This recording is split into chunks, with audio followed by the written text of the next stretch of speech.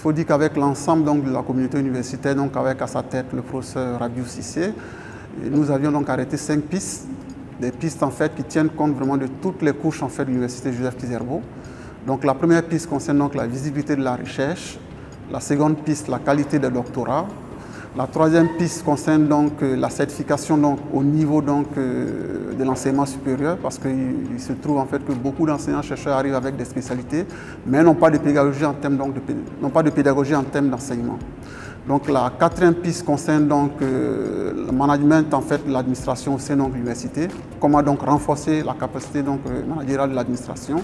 Et la dernière piste, c'est la continuité en fait du CAPI, parce qu'on a beaucoup travaillé donc sur le CAPI LMD et au CAPI student. Maintenant, il s'agit donc de travailler sur le CAPI LMD qui est beaucoup plus en fait complet en termes donc de LMD.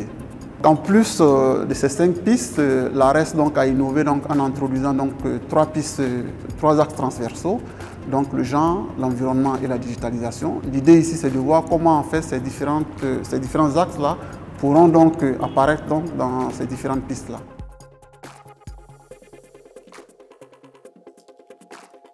Au bout d'une semaine, je peux parfaitement vous dresser un bilan qui est un bilan extrêmement positif de cette rencontre. D'abord, elle s'est faite dans un climat extraordinaire. Ce qui nous a vraiment frappé, toute la délégation belge, c'est la qualité de la préparation de cette rencontre et sur un certain nombre de points, la qualité innovante des propositions qui sont faites. Qualité innovante en ce qui concerne en particulier les 3 thématiques qui nous étaient chères, la thématique de la digitalisation, la thématique du genre et la thématique de l'environnement.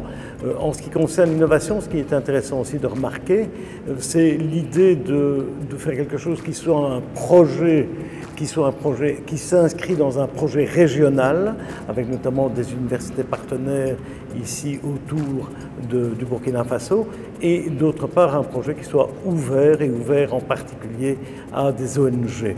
Voilà, je crois que sur l'ensemble des pistes, nous avons bien travaillé, je dois dire que nous n'avons pas chômé, et nous sommes vraiment très heureux de repartir à Bruxelles avec un bilan qui est un bilan qui va nous permettre au mois de novembre et au mois de décembre, de pouvoir passer à la phase de finalisation, c'est-à-dire à la phase de définition du nouveau projet.